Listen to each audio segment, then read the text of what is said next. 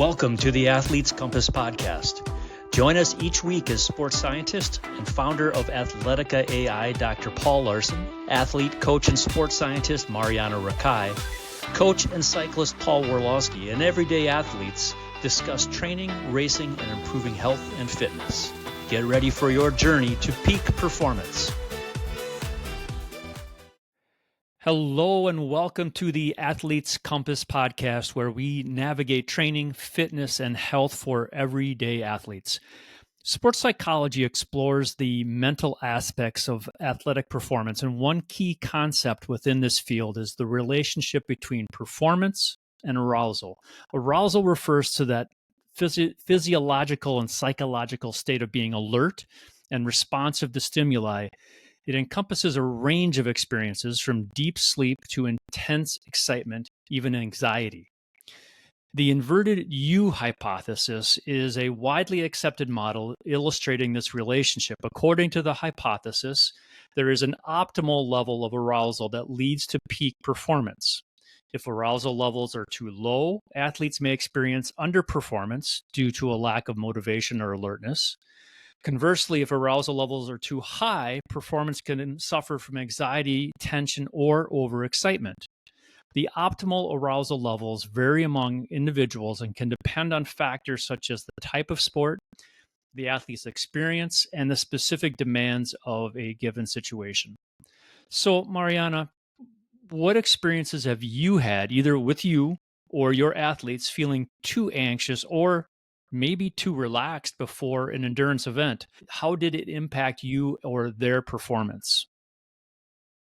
Well, I think we can all relate to this. I think we've all had like experiences where we've been very anxious and not being able to perform, or a little too relaxed or nonchalant, don't care too much. And I think it depends also like how important the event is for you in your mind.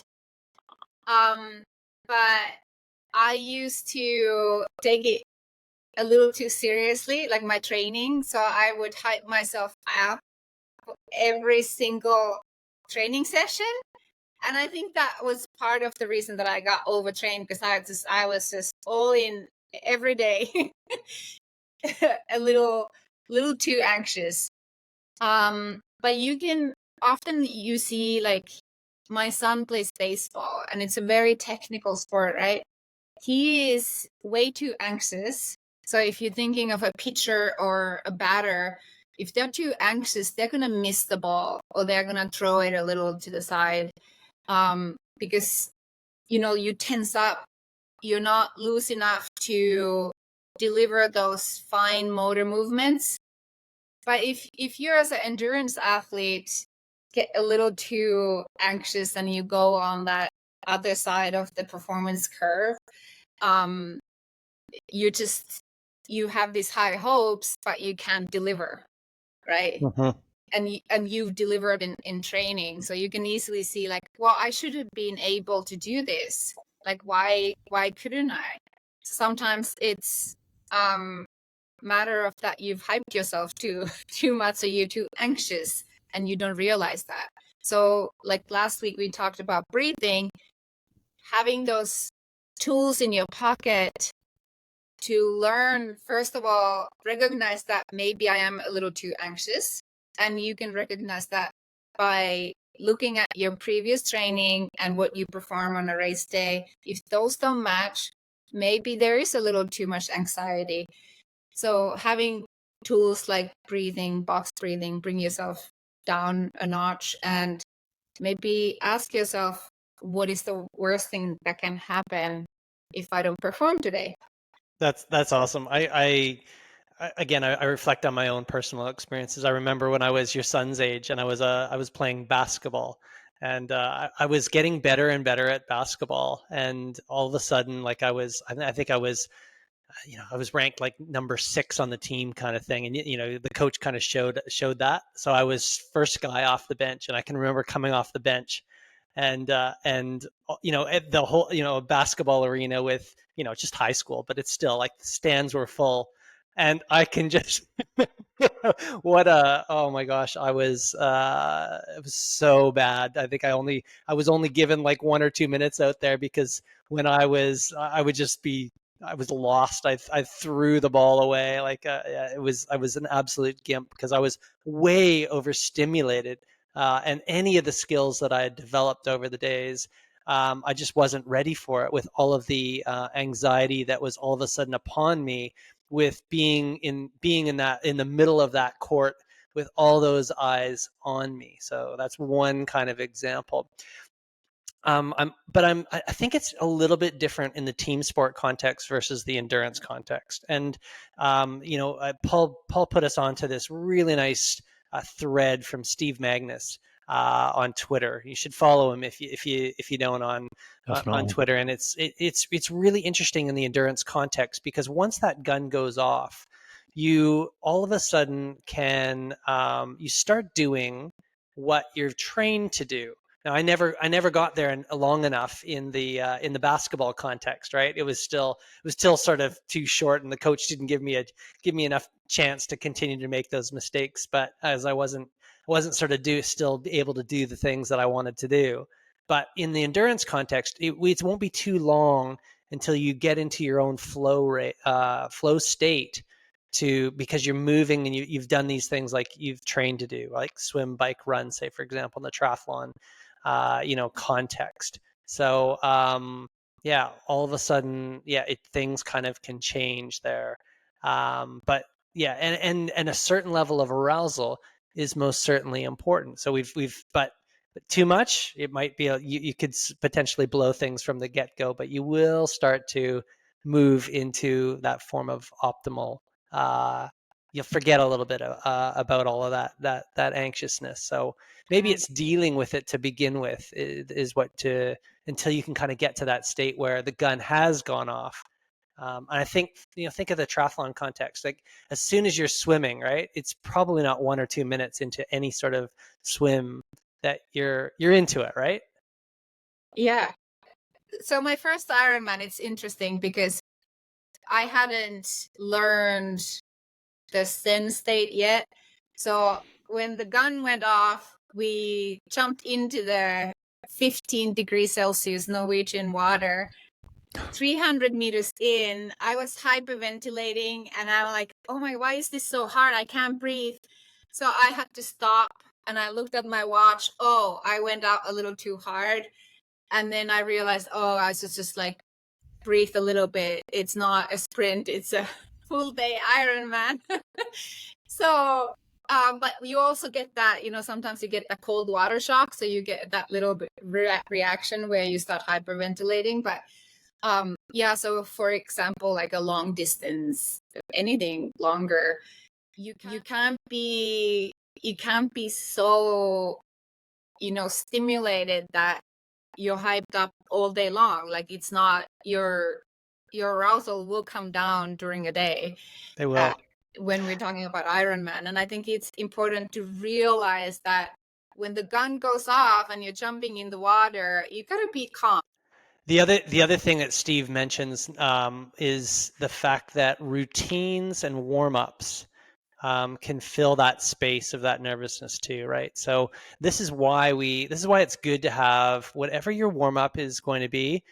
Don't change it. Like, just do the same sort of thing, because that's really the only purpose of that warm up, more or less. And when we're talking these long endurance events, it's more something that's going to kind of control the nerves than anything.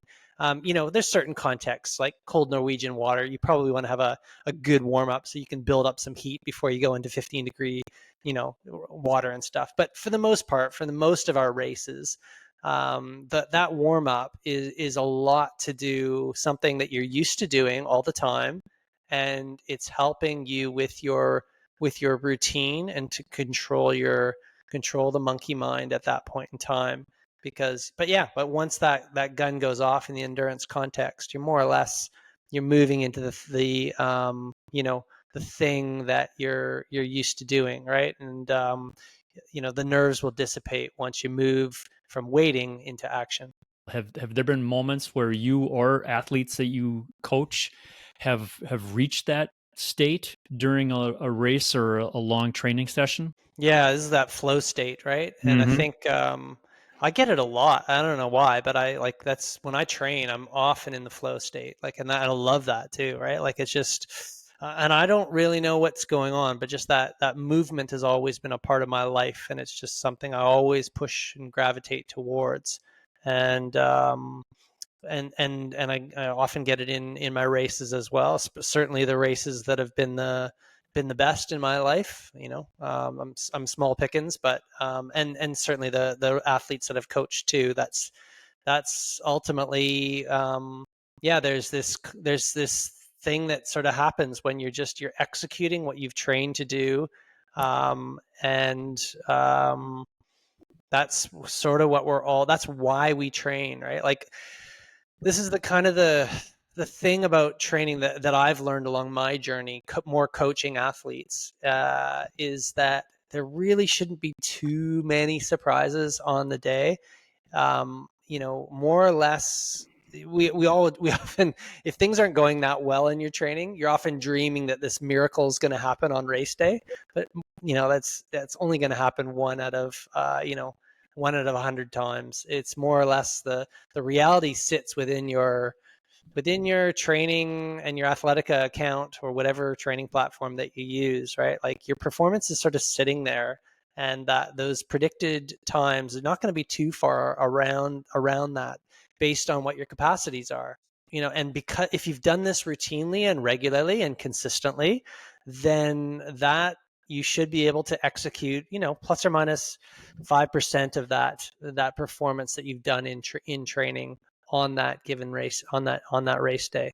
And this is, back to the meditation podcast that we did. This is where we didn't really mention it, but that's where those looking at the looker that's looking at those pain signals, whether it be heat, temperature, muscle soreness, aching, blood lactate. This is where that mindfulness actually really comes to play, and you can play around with those sensations to recognize, how strong is that, and you can really feel that and see the looker that's looking at those, and this helps you move the throttle up or down on your pace or performance, right? Knowing, and then also drawing lines between the end goal as well. Knowledge of how long you have to go, knowledge of the course dynamics, and what you have to actually achieve. Marjaana, you're about to do world championships. We know it's very hilly in that race. You're going through and you're riding the course on full gas, etc. So you're well and truly aware of these sorts of things, and you can draw lines between those two things. I'm sorry, I'm switching back to the mindfulness, but they're all kind of linked, right? A few years back, I was all into learning about why exercising feels amazing. And I think it's Dr. Kelly McGonigal. She wrote a book, Joy of Movement. Super interesting. And she was talking about the similarities of smoking weed to runner's high.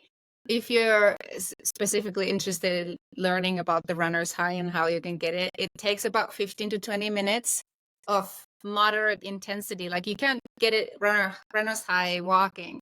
So you got to actually put some effort into it, 15 to 20 minutes, and you start feeling good, right? And that's the flow state. So if you do that warm up before your race, you might actually get into that state a little bit earlier during your race, and you can like flow in that state for a little bit. And it is totally like being mindful. And oftentimes that's why I say to my athletes, like, if you feel really like tired, but you still want to do something, just do the 15 minutes, because it's a little mind trick, right? After 15 minutes, you start feeling better. And the chances are that they will go longer than 15 minutes because they get into that flow state. Oh, the number of times, Marjaana, that I've looked at your training comments and whatnot on Athletica after you kind of say, oh, I was thinking of flagging this session, but I just started 15 minutes, and I decided to do the first set of repetitions, and it felt okay, and then I finished it. Back to where the topic where we're talking about the inverted U curve and getting into that flow state. This can help us with the C races and the B races, can help us with the preparation and the mental preparation, going through the motions of an actual race. So yeah, I think like anything, it's finding that sweet spot and that balance. Probably relates to social factors as well. You've got friends that are doing these different races, but yeah, I think the key message in there is that carefully of doing too many of these. To find what works for you. One of the advantages I find of doing longer gravel races where I'm out for 2 or 3 hours is that essentially my nerves get beaten out of me, by the pace and Totally. by the effort. And by a certain point, there's that metronomic. I'm just pedaling. I'm just turning the pedals over, and you can't really see it, but I've got a tattoo that says "breathe" on it, and on the other side, I'm going to get a tattoo that says "pedal" because it's kind of like that's how you get, for me, into that state that is where I'm kind of not aware that I'm tired. I'm not aware that I've got another 20 miles to go. I'm just pedaling, and that's they don't come very often. I'm a little jealous, Paul, but they those are amazing moments and amazing times that push you to continue to try to find them. And Paul, isn't the concept of time fascinating in those moments? Like, don't you sense that It's time, yeah, it's just, I don't know, it kind of, sometimes it just goes by in the blink of an eye too. It's like, where did that hour go? Like, it's yeah, how am I I guess that's here? what I mean. Yeah. Yeah, like it's just like, whoa, that's crazy. Where am I now? Oh wow. And like, it's all of a sudden you kind of come to, right? And that's usually when you've been almost in that dreamland, in that flow state. But you've been executing through that whole time. And those are magic moments. Those are special. And it's one of the spooky who knows things about life, right? Yeah. Yeah. Yeah. So how do we, I guess, as coaches, help athletes manage those pre-race nerves or jitters? There's specific techniques or routines that help you find that right balance of arousal. I know I routinely create little videos for especially my junior athletes who are really nervous about big races, about box breathing or about that yoga breathing. What do you guys do? I'll start first. I'm not really racing anymore, Paul. So I'm really, from the coach standpoint, I'm often providing a bit of a letter and some things that I want the athlete to really think about and focus on, and that's the key thing for me. And then it's but the what I recommend for the athletes that I coach to do is don't leave any stone unturned in terms of the real simple things, like make sure that your gear bags are perfectly stocked. You know exactly the movements that you're going to make across that. Like, let's just use the triathlon as an example, right? Like, if it's going to be a triathlon, let's make sure that gear bag is perfectly packed and you know exactly the moves that you're going to make from transition one to transition two, because a lot of the stuff you can make mistakes even in the the day or two before in terms of the preparations. You've got to put some mindful thought in that. The train, it's, I often say to my athletes, like, all of a sudden, you've hit these great numbers in training, but now, coming into race day, like the most important muscle in your body shifts from your arms and legs to the one that's between your two ears. So you've really got to get the mind in gear at this point in time, and that's sort of the key thing there. So make the training is definitely less important in those last 2 days. Everything's in the bank. You've got all the adaptations on board. Now let's make sure that we're not going to blow it on race day. So a good solid list of all the things, and then a mental rehearsal in the 2 nights before, right? Going over in our mind all the different moves that we're going to make. So you've done that race in your mind from the comfort of your bed, right? Wherever you're sleeping, you just sit and you're going through in your mind that whole entire race. And that will help you make sure that you're not missing anything in your gear bag, say, for example. So that's pretty important. And back to the science, like the studies have shown that mental rehearsal actually helps with race day performance. The research there is very, very clear. Athletes that mentally rehearse their race, they do better than those that don't. And again, back to Paul's comment before about the link between the mind and the body. So there's another classic example. And yeah, like I guess that would be my main advice. And then whatever routine you're going to be doing in terms of your warm up, it's pretty minor on the day relative to the big picture of everything that you've done from race preparation. But it's good it's more for calming the nerves. So go through your little pre-race routine, your light warm up, whatever it might be. Don't do too much. Don't do anything silly. Everything's in the tank, and yeah, you're ready to go. And be confident, be mindful, be confident, find your breath, smile, and be present, and be grateful as well. Look at what you can do. Remember that everyone else, there's so many people around you, honestly, that would look to what you're doing and they want to be in your shoes. You're the one that's so lucky to have the capacity and to be able to do what you are doing. So just be grateful. Yeah, totally. Like the feeling of nervousness, it creates a little bit more extra energy. So as a coach, when I coach my athletes through important events, we started like a few weeks before. I ask them to make a race plan so that they are prepared. They know exactly what to pack. And then, imagine things that can happen and make a, game plan for those. Make a game plan A, make a game plan 2, whatever happens. And I think to tie this into the inverted curve is, if you're super hyped up, it's so easy to react instead of respond.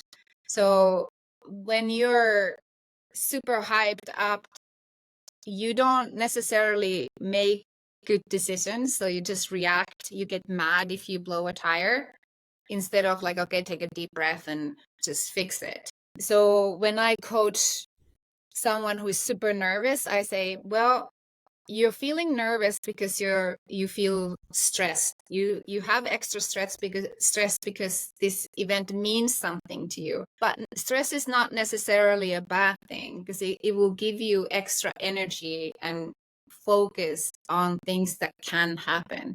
So embrace the stress that you feel. Being grateful is so powerful in that moment that you can actually start a race and just be in the moment. It's quite beautiful, and I usually get really emotional before the start.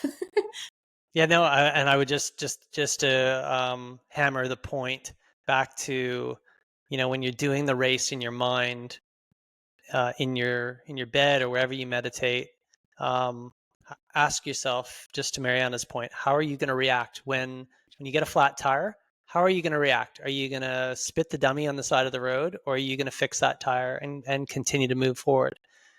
When your goggles get knocked off in the swim, how are you going to react? If you get stung by that jellyfish, how are you going to react? You have the controlled reaction. It's unfortunate. It's probably not ideal, but shit happens, right? In life, and we can only control how we react to the crap that we get hit with, because that's just life, right? You get back on the horse and you figure out a way to move forward with things, right? So and we can all do that. We've talked about, how to be at the line and try to, have done all our practice and be grateful and smile and feel all the feels. How do we manage those arousal states during an event? 6 hours into an Ironman? How do you maintain that, or how do you maintain some kind of mental acuity so that you are able to manage how you're feeling in the race? Because in a long race like that, we're often going to be getting to that point where we're questioning our life's choices, and what do you do at that moment? I have mantras. I tell myself like what matters, but I also have a trick that keeps me focused, and that's my kids and my husband. They write me a little note, and I put them in the Ziploc bag, and then in different spots during the race, I pull one out and I read it, and they're either funny or they're super sweet, and it always boosts my energy. I also like think from one aid station to the next, and then just reset and go. But having something to look forward to has always been one of my tricks that I use, and that's the sweet little notes. Yeah, and again, Paul, this kind of comes back for me. This comes back to the two, the podcast we did before, mindfulness and meditation. This is the importance of it. This is where the mindful work actually comes to play, because inevitably you pick your race, whether it's a marathon, a gravel race, an Ironman triathlon.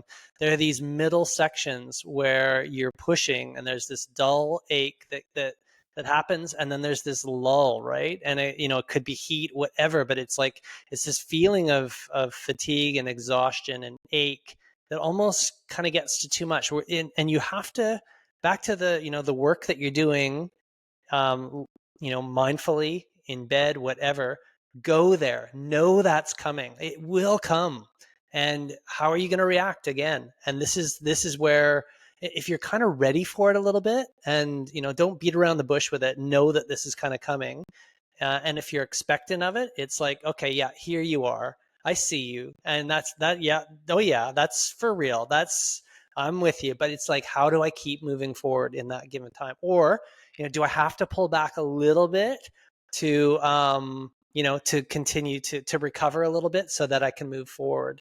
But yeah, it's being ready for it, and just being ready to meet those signals, and then push against those signals to push forward to achieve your objective on the day. Not easy, so much easier said than done, but this is part of executing what you're trying to do.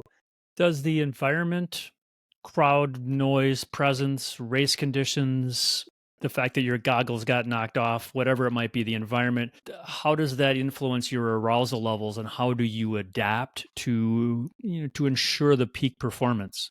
This is really when the arousal level can go too high, and this is a Mm-hmm. classic example where you can blow it, right? And I've blown it as well. Oh, big time. When I'm reflecting on my own races in the beginning as a inexperienced athlete, you know this is where we often hear, oh, I just killed it on the bike. Number of times I killed it on the bike only to walk on the run. Like, it's yeah, because all of you're going higher than is part of the plan. And we didn't have, when I was racing, we didn't have tools like Athletica to show us what you're actually capable of. But today, really, like, you've got all the tools. If you're an Athletica member, you got all the tools on your, on the software to show you around where you should be. And it shouldn't be kind of any guesses. But the challenge, to your point, Paul, is that you gotta pull back on the throttle, not push forward on the throttle. You got to pull back usually, because you've got, in the first hour or two, let's say it's an Ironman, you've got so much in reserve. You could totally push it and get way ahead of. But are you going to be lasting? Are you going to be there 5 hours from now? The crowds, they push you, they give you energy, so you need to kind of regulate that in the beginning, but then use that when you hit that hard spot. Like, go and tap somebody's sign that says tap here for superpower. Like, it's fun. Like, you're not losing any seconds there. Like, have some fun. Like, Ironman Texas was amazing. The run course, there are so many people cheering, and they're like dressed as hippies with their drums. You get to play some drums, and sometimes they have like a bell that you can ring. There's so many fun things usually, and use that to gain energy, but be just mindful in the beginning of the race. Like a marathon race, usually people start way too fast, and the crowd presence and then them cheering you on probably makes it feel a lot easier. Just be mindful of that. But I can see like a lot of people, if it's rainy or if it's windy, cold, and they don't like it, they're kind of like, I'm not going to give my best shot because of these race conditions. But my coach Paul has told me many times, like, control the controllables, to worry about the rest. Like, just do what you can do. You can't change wind conditions, right? You kind of play around with your own mind and focus on what you have on your plate. Here are my takeaways from this conversation, and I think this is a conversation we could go on for a long time about this arousal state, but there's an optimal level. Number one is that there's this optimal level of arousal that it's easy, I think, especially to let your nerves and your overexcitement overwhelm you. It's easy to come into this a little quieter, but it's way easier to be overwhelmed by it. Number two, it's important in your training and your preparation to practice what you're going to be doing so that you can execute what you've been training and practicing to minimize that excess nervousness at the beginning. It's like you've done all the work. And number three, prior to the race, make a race plan, make a list of what you need. And one of the keys is to mentally rehearse the whole event and show up at the line, be grateful, be in the moment, smile, and have a good time. And that way you will get to a point where the nerves are a signal that you're going to have a lot of fun. That is all for this week. Thank you for listening so much, and join us next week for the Athletes Compass podcast. Ask your training questions in the comments in our social media. Thank you for taking a moment to give us a 5-star review. Paul, Marjaana, and I are professional endurance sport coaches with limited availability. Contact us at the links in the show notes below to set up an appointment to talk about your training. For Marjaana Rakai and Dr. Paul Larson, I'm Paul Warloski, and this has been the Athletes Compass podcast. Thanks for listening. We hope you enjoyed another episode of the Athletes Compass podcast, your North Star through the sometimes complicated world of training for your endurance sport. For a deeper dive into the science of endurance sports, listen to the Training Science podcast and check out the adaptive AI training platform, Athletica.ai. And thanks.